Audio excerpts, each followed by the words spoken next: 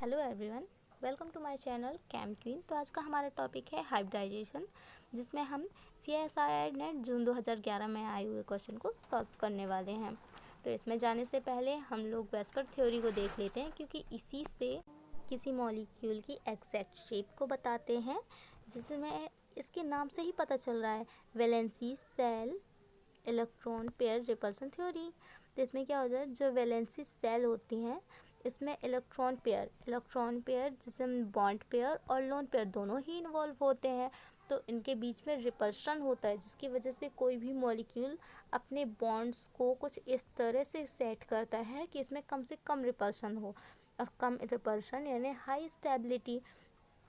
तो इसे हम किसी शेप को बताते हैं। तो इसमें रिपल्सन ऑर्डर देखते हैं, तो लोन पेयर में सबसे ज़्यादा रिपल्सन होता है, जबकि बॉन्ड पेयर में सबसे कम रिपल्सन होता है।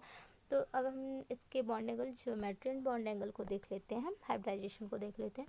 तो इसमें बॉन्ड पेयर जो होते हैं, बॉन्ड पेयर यानी बोल सकते हैं सिग्मा बॉन्ड की कितने मॉलिक्यूल इसमें अटैच्ड हैं, ये कितने बाइंड कर रहे हैं, तो उसके अनुसार इसमें हाइब्रिडाइजेशन आते हैं एंड ज्योमेट्रीज जिसमें हम लोन पेयर को काउंट नहीं करते हैं। पर यदि हम शेप की बात करते हैं तो इसमें lone pair and bond pair दोनों को ही काउंट करते हैं, जिसकी वजह से इसका बॉन्ड एंगल चेंज हो जाता है। तो अब हम लोग देखते हैं इसका फर्स्ट क्वेश्चन, जो कि जून 2011 में आया हुआ है, जिसमें क्या बोल रहा है, इन तीनों मॉलिक्यूल में bond angle, bond distance, hybridization and shape, इन तीनों में से ऐसी कौन सी चीज़ है जो कि सेम है। तो इसमें वाटर का पहले हम लोग सॉल्व करते हैं। तो ऑक्सीजन इसमें सेंट्रल एटम है। तो इसमें कोई भी हाइब्रिडाइजेशन के कोई भी क्वेश्चन सॉल्व करने के लिए हमें सबसे पहले उसकी वैलेंस इलेक्ट्रॉन ज़रूर पता होनी चाहिए, किसी भी मॉलिक्यूल की वैलेंस इलेक्ट्रॉन ज़रूर पता होनी चाहिए। तो इसमें ऑक्सीजन के वैलेंस इलेक्ट्रॉन कितने होते हैं, 6।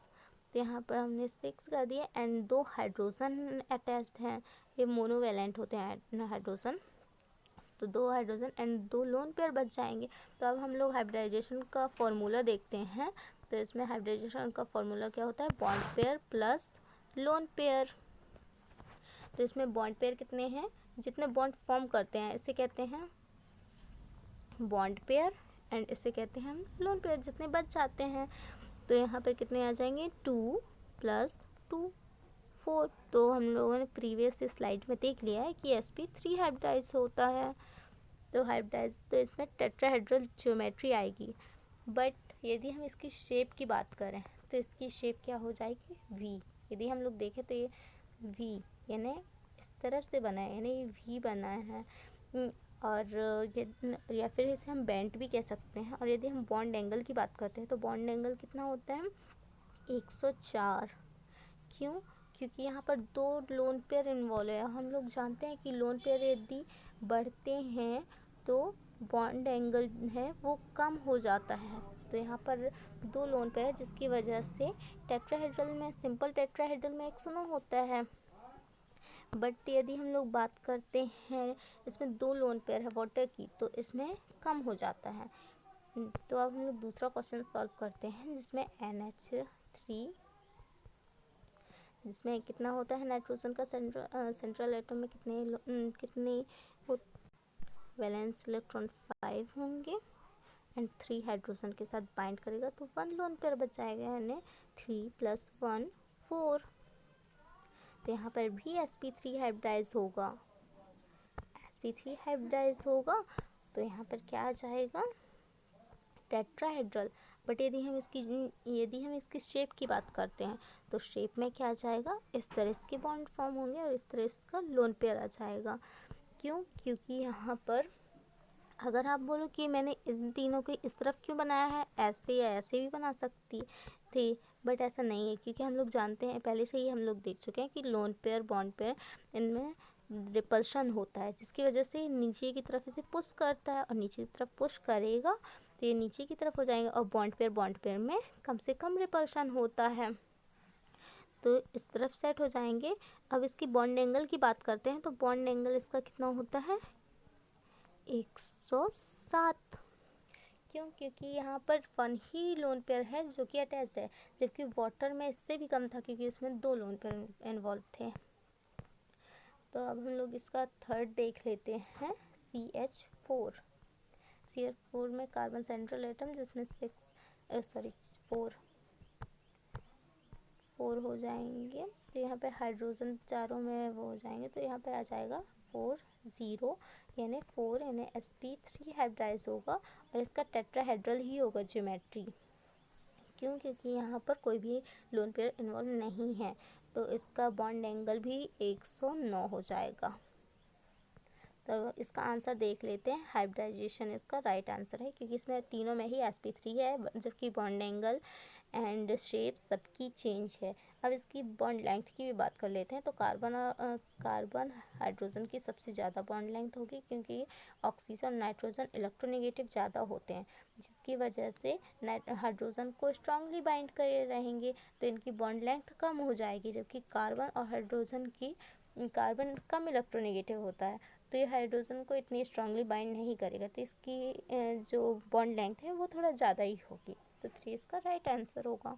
तो हम लोग दूसरा क्वेश्चन सॉल्व करते हैं, जिसमें हम पूछ रहे हैं, जिसमें हमें बताना है कि ये चारों स्पीसीज़ में ऐसी कितनी स्पीसीज़ हैं, ये कौन सी स्पीसीज़ हैं जिसमें कि सेंट्रल एटम में 2 लोन पेयर आ रहे हैं अकॉर्डिंग टू वेस्पर थ्योरी। तो इसका फर्स्ट, इसके साथ साथ लोन पेयर तो हम देखेंगे ही, साथ में इसके हाइब्रिडाइजेशन को भी सॉल्व कर लेंगे। तो इसका फर्स्ट हो गया SF4। तो इसमें हम लोग सेंट्रल एटम S होगा एंड 6 होगी इसकी वैलेंस इलेक्ट्रॉन।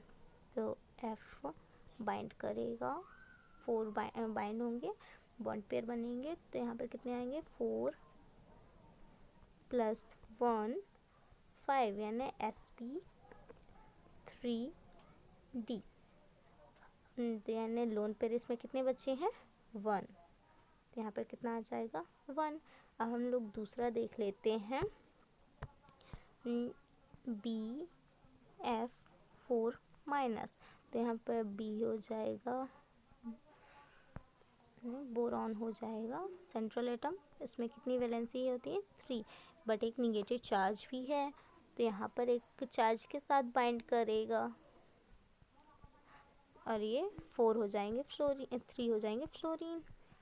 तो यहाँ पर एक भी लोन पेयर नहीं बचे हैं, तो इसमें 0 लोन पेयर होंगे। अगर हम इसकी हाइब्रिडाइजेशन की बात करें, तो इसमें 4 बाइंड किए हैं, बॉन्ड पेयर है एंड 0 लोन पेयर है, तो इसका क्या हो जाएगा? 4 यानी sp3। अब हम लोग देख लेते हैं थर्ड, इसमें हो जाएंगे 0, ठीक है। अब तीसरा देख लेते हैं, HCF4, जिसमें जिनोन होगा इसका सेंट्रल एटम। इसमें कितने? 8 वैलेंस इलेक्ट्रॉन होते हैं और 4 बाइंड कर गए फ्लोरीन के साथ, तो इसमें 2 लोन पेयर बच जाएंगे। अब इसका हाइब्रिडाइजेशन भी देख लेते हैं। 4 + 2 यानी 6, तो कितना आ जाएगा? sp3d2। अब इसका लोन पेयर भी हम लिख लेते हैं। अब हम लोग फोर्थ देखते हैं, ICl4-। तो यहाँ पे कितना हो जाएगा? आयोडीन में होंगे 7 वैलेंस इलेक्ट्रॉन,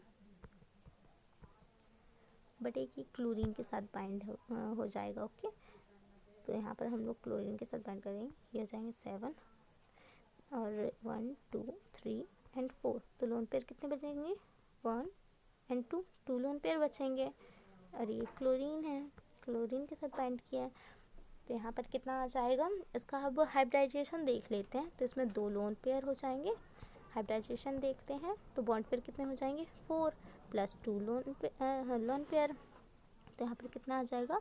6 यानी इसका भी होगा sp3d2। तो अब लोन पेयर, इसमें आंसर देखते हैं, तो इसमें भी लोन पेयर 2 ही होंगे। तो अब स्पीसीज़ देखते हैं इसका क्वेश्चन कि इसमें 2 ही स्पीसीज़ ऐसी हैं जिसमें 2 लोन पेयर आ रहे हैं, तो इसका आंसर होगा 2। Thank you.